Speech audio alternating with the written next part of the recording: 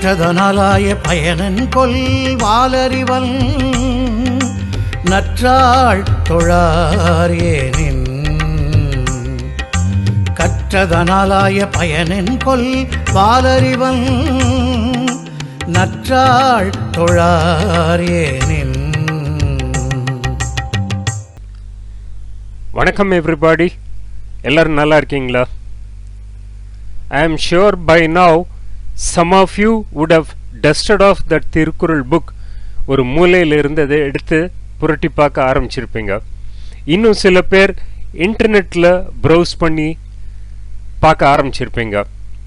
Let me assure you, just the thought of your wanting to learn something more about Thirukkural is a sure sign of an awakening inside you for refining yourself, because Tirukkural is such a treasure. Great. Let's continue on our journey. நம்ம அறத்துப்பால் எடுத்துட்டு இருக்கிறோம். அதுல இல்லறவியல் பார்த்துட்டு இருக்கோம். இல்லறவியல்ல Thiruvalluvar has taken the இல்லறவியல் first. அதில் முதல்ல இல்வாழ்க்கையை பற்றி பெருமையாக சொன்னார். அதுக்கடுத்தது இல்வாழ்க்கைக்கு தேவை 2 பேர். அப்போ வாழ்க்கை துணை நலம் தேவை.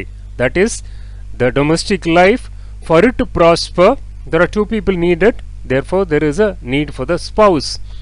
ஸோ ஸ்பௌஸுக்கு என்னென்ன கேரக்டரிஸ்டிக்ஸ் அதையும் சொன்னார். ரைட், வாழ்க்கை துணை நலம் ஆயிடுச்சு. So next is the offspring, the children, மக்கட்பேரு. மக்கட்பேரை பற்றி சொல்லிட்டு the responsibility or expectations from a parent to child and child to the parent அதையும் சொன்னார். அடுத்த ஸ்டெப்பில் there is a need for the coherent binding factor love. இவ்வளோ பார்த்துட்டோம். இன்னும் அடுத்தது now onwards Thiruvalluvar efforts of Thiruvalluvar are towards attitude building, telling us clearly which are the positive attitudes to cultivate and the negative attitudes to shed off. Let's go into the next adhikar. Attitude building is very important for the development of young children, but then the children learn through example, and therefore it is very important that the adults, parents particularly, also have these attitudes as a way of life. From அதிகாரம் 8 அதிகாரம் 24 வரைக்கும் 8 to 24 Thiruvalluvar lists out and emphasizes various attitudes. ஒன்று நம்ம பார்த்தோம், அன்புடைமை.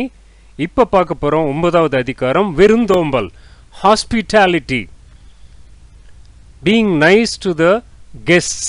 விருந்தாளி வந்ததுன்னா அவங்க கூட எப்படி பிஹேவ் பண்ணணும்னு சொல்லி குறளை பார்க்கலாம். விருந்து புறத்ததா தானுண்டல் சாவா மருந்தெனினும் வேண்டற்பாற்றன்று. குறள் எண் 82, 82. எங்கூட சேர்ந்து சொல்லுங்க. விருந்து புறத்ததா தானுண்டல் சாவா மருந்தெனினும் வேண்டற்பாற்றன்று. சாவா மருந்துன்னா eating which one will gain immortality, அமிர்தம். அந்த மாதிரி அமிர்தம் சாப்பிடணும் இருந்தால் கூட விருந்து புறத்ததா தானுண்டல், விருந்தாளிய வெளியே உட்கார வச்சுட்டு தான் மட்டும் தனியாக சாப்பிட்றது. Having the guests waiting outside and you silently go inside and eat. He says வேண்டற்பாற்றன்று. This is to be avoided, not desirable. So even if it is amrutam, which means for any other food also it is equally applicable. If there is a virundali, the only way to do it is சேர்ந்து சாப்பிட்றது. So he is talking about quietly eating is bad manners. புக்கில் என்ன சொல்லியிருக்குன்னு பார்க்கலாம். விருந்தினராக வந்தவர் வீட்டின் புறத்தே இருக்க தான் மட்டும் உண்பது சாவா மருந்தாகிய அமிர்தமே ஆனாலும் அது விரும்பத்தக்கது அன்று. It is not fit that one should wish his guests to be outside his house, even though he were eating the food of immortality. So Thiruvalluvar அடிச்சு சொல்றாரு, அமிர்தமா இருந்தா கூட தனியா சாப்பிடக்கூடாது. இந்த பாயிண்ட் பகவத்கீதால திரும்பி திரும்பி வருது. Sharing with the people and treating the guest. குறள் இன்னொரு தரம் பார்க்கலாம். விருந்து புறத்ததா தானுண்டல் சாவா மருந்தினும் வேண்டற்பாற்றன்று. ஸோ இதே அதிகாரத்தில் விருந்தோம்பல இன்னொரு ஆங்கிளில் திருவள்ளுவர் சொல்றாரு. அதை அடுத்த குறளில் பார்க்கலாம். விருந்தாளிங்க வந்தா என்ன பண்ணக்கூடாதுன்னு சொன்னார் திருவள்ளுவர். இப்போ இந்த குறளில் அப்படி பண்ணினதுன்னா what will happen, what is the consequence சொல்லி சொல்றாரு. குறளை பார்ப்போம். மோப்பக்குழியும் அனிச்சம் முகம் திரிந்து நோக்கக் குழையும் விருந்து. இது குறள் எண் 90, அதிகாரம் 9. என் கூட சேர்ந்து சொல்லுங்க. மோப்பக் குழையும் அனிச்சம் முகம் திரிந்து நோக்கக் குழையும் விருந்து. விருந்துனா விருந்தாளி. அனிச்சம்ங்கிறது வந்து there is a type of flower called அனிச்சம் பூ. A peculiarity of that flower is அது வந்து மோப்பக் குழியும். அதை வந்து சுடு மூச்சை விட்டு if you breathe on it it will shrink. So Thiruvalluvar draws a parallel. அது மாதிரி விருந்தாளிங்க கிட்ட முகம் திருந்தி நோக்க நம்ம வந்து if we are not with a pleasant exposition towards them, உள்ளுக்குள்ள இருக்கிறதா முகத்தில் தெரிய போகுது. So if we are not very happy having them as guests inside our house, அவங்கள பார்க்க பார்வையிலிருந்து அவங்க தெரிஞ்சிருவாங்க. Then the விருந்தாளிஸ் cringe, they feel uncomfortable, and that is not a pleasant situation to have. So Thiruvalluvar says, just like the anichampu which can sense or breathe hot air, the virundalis are perceptive. They can see the inner feelings from the face. Therefore we must be pleasant with the virundali. That's what Thiruvalluvar emphasizes here. புக்கில் கொடுத்துருக்கிற meaning பார்க்கலாம். அனிச்சம் பூ மோந்தவுடன் வாடிவிடும். மோந்தர்னா முகந்து பார்க்கறது, on smelling it. அதுபோல் முகம் மலராமல் வேறுபட்டு நோக்கியவுடன் விருந்தினர் வாடி நிற்பார். As the Anicham flower fades in smelling, so fades the guest when the face is turned away. So it is very important for us to treat the guests the way they should be treated. So அன்புடைமை and hospitality, they both go hand in hand. குறளை இன்னொரு தரம் பார்க்கலாம்.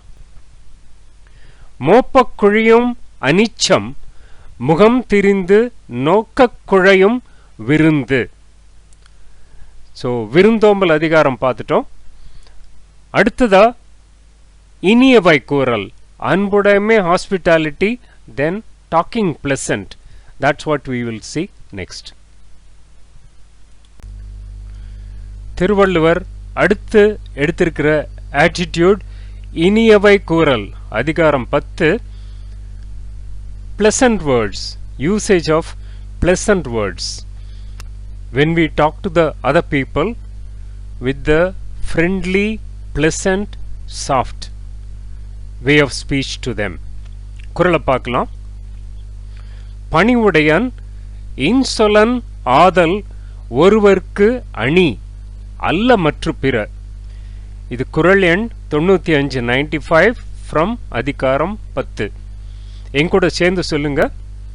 பணிவுடையான் இன்சொலன் ஆதல் ஒருவர்க்கு அணி அல்ல மற்று பிற. அணின்னா the decoration, ornament, the one which brings glory. எதெல்லாம் கொண்டு வருது?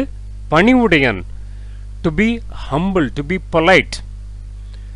Insolent, insoluna pleasant words, talking to them pleasantly. அது ரெண்டும் ஆகிறது தான் ஒருத்தருக்கு அணி, glory. அல்ல மற்ற பிற, not anything else. So Thiruvalluvar emphasizes politeness and talking sweetly to the other person in communication. So this is essence of communication, to be polite and to be pleasant to the person communicating with us. bookல இருக்கிற meaning பார்க்கலாம். அடக்கமான பண்பும் இனிமையாக பேசும் இயல்பும் தவிர ஒருவருக்கு சிறந்த அணிகலன் வேறு இருக்க முடியாது. அணிகலன்னா ornament. Humility and sweetness of speech are the ornaments of man. Man and woman also equally applicable. All others are not ornaments.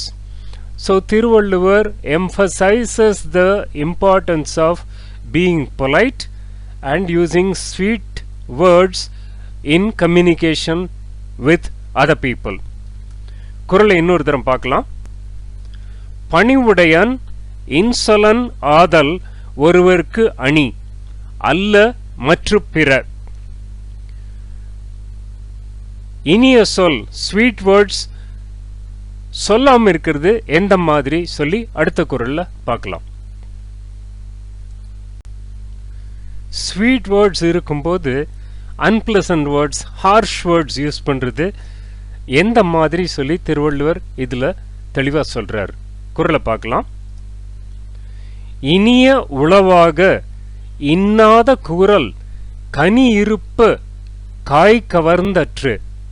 இது குறள் எண் 100 அதிகாரம் 10. எங்கூட சேர்ந்து சொல்லுங்க. இனிய உளவாக இன்னாத கூறல் கனி இருப்ப காய் கவர்ந்தற்று. இனிய உளவாகனா நல்லதா எல்லாம் பேசுறதுக்கு இருக்க. Sweet, when there are sweet words to speak to the people. இன்னாத கூறல், அது இல்லாம using the harsh words, unpleasant words, foul words to them, that is equivalent to, he says, கனி இருப்ப காய் கவர்ந்து. கனின்னா fruit. When you have set of fruits available for you to choose from, அது இல்லாம காய் கவர்ந்தற்று, picking up the raw, bitter or sour, unripe fruit. Choosing to use harsh words when you have pleasant words to exchange, it is equivalent to picking up the raw fruits when you have sweet fruits available. எளிமையா ஆனா தெளிவா சொல்லியிருக்காரு கம்யூனிகேஷன்ங்கிறது எப்படி இருக்கணும் சொல்லி. how to speak sweetly to the people. புக்ல என்ன கொடுத்திருக்கு பார்க்கலாம். இனிமையான சொற்கள் இருக்கும் போது அவற்றை விடுத்து கடுமையாக பேசுவது கனிகளை ஒதுக்கிவிட்டு காய்களை பறித்து தின்பதற்கு சமமாகும். To say disagreeable things when agreeable are at hand is like eating unripe fruit when there are ripe ones. So Thiruvalluvar's point is very clear. We must choose the ripe fruits, that's our nature. We must choose the sweet words, that should be our nature. குறளை இன்னொரு தரம் பார்க்கலாம். இனிய உளவாக இன்னாத கூறல் கனி இருப்ப காய் கவர்ந்தற்று. So நம்ம 10 அதிகாரம் பார்த்துட்டோம். இப்போ ஆட்டிடியூட்ஸில் போயிட்டுருக்கோம். அடுத்த ஆட்டிடியூட் நெக்ஸ்ட் செஷனில் பார்ப்போம். வணக்கம் எவ்ரிபாடி. கற்றதனாலாய பயனென் கொல் வாலறிவன் நற்றாள் தொழார் ஏனின்